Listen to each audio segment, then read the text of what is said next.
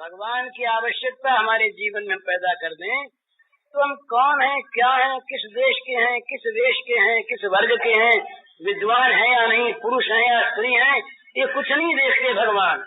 वो देखते हैं हमारे जीवन के अंतर की आवश्यकता को, ये चाहता है या नहीं, इसके प्राण मेरे लिए क्रंदन कर रहे हैं या नहीं, इसकी दृष्टि में मेरे सिवा कोई और भी बड़ी चीज है क्या।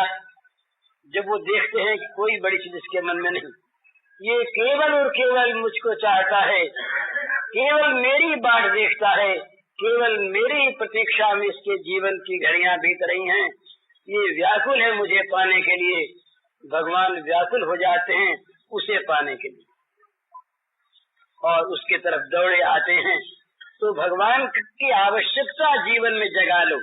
सबसे पहली बात ये कि सुनते रहना, कहते रहना बड़ा अच्छा है, पर जब तक जीवन में आवश्यकता न जागी तब तक हम कहना सीख जाएंगे, सुनना सीख जाएंगे।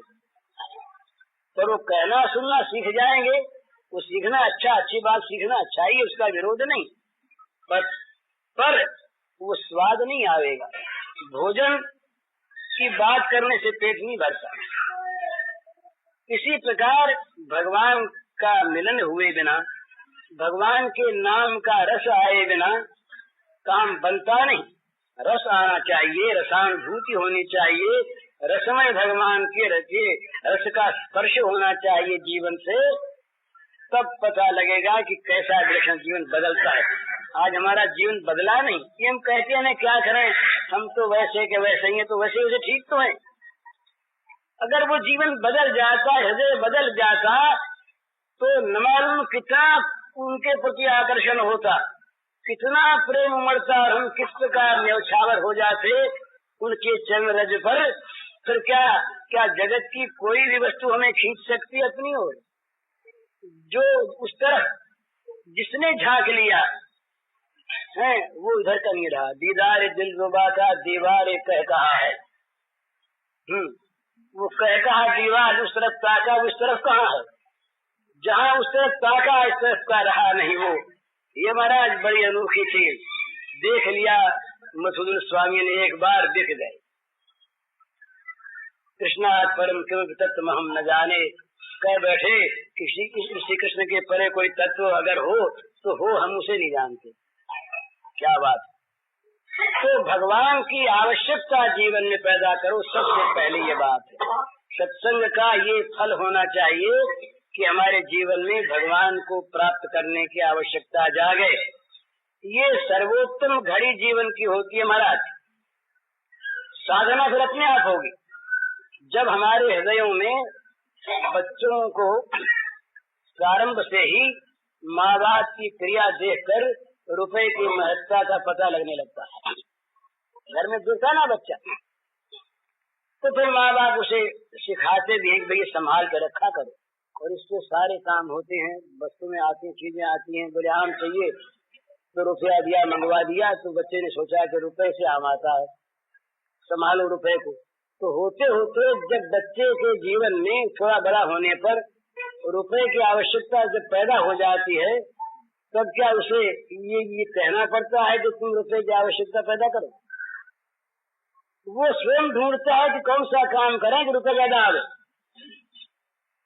साधना की प्रवृत्ति तब होगी जब साध्य की आवश्यकता पैदा हो जाएगी। ये नियम है भला। हजार सुनते रहे हम, भगवान बड़े अच्छे, हमारे जीवन में जरूरत ही पैदा नहीं हुई तो सुनने में कहीं भले ही आंख में आंसू आ जाए, तो सुनने में कहीं भले हर्ष हो जाए, पर जब तक जीवन में जरूरत नहीं पैदा होगी तब तक हम बोले तो सुन जाए, बड़ा अच्छा सुना, बड़ा अच्छा आनंद आया, पर अब घर का काम करना, अब काम में जो लगना है ना, अब कल फिर सुनेंगे, परसों फिर सुनेंगे, पर काम में लगना है। तो इसकी जरूरत नहीं पैदा हुई। तो जीवन में जरूरत पैदा जिसके हो जाए भगवान की, जब हो जाए वो घड़ी जीवन में परिवर्तन ला देने वाला वो क्षण, ये सबसे बड़े महत्व का क्षण है। इसके बाद वो आवश्यकता अपने आप साधना को ढूंढेगी।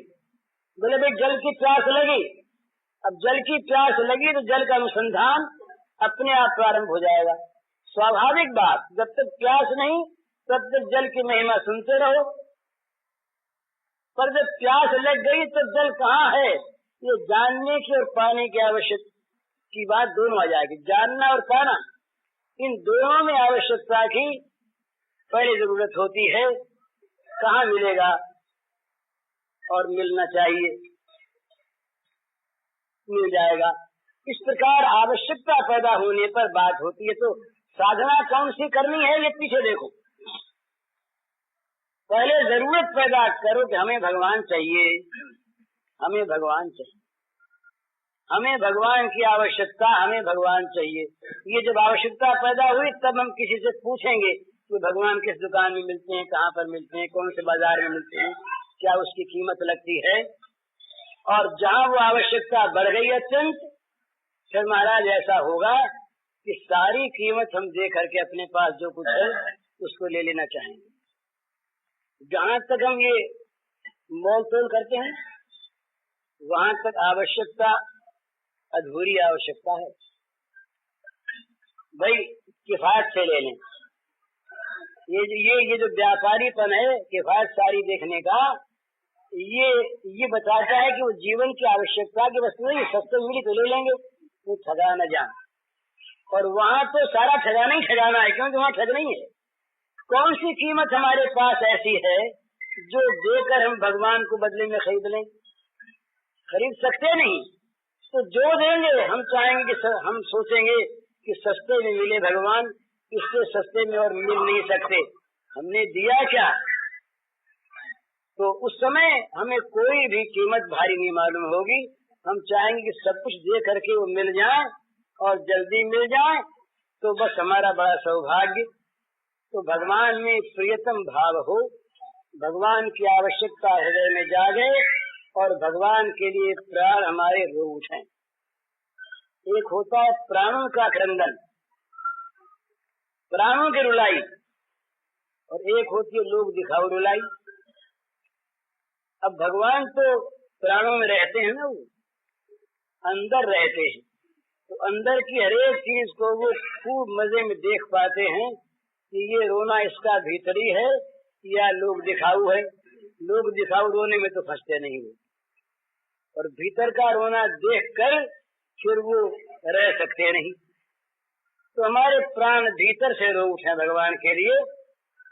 तो ये सत्संग का फल यही होना चाहिए कि भगवान की आवश्यकता जागे, तब ये जगत अनावश्यक हो जाएगा अपने आप।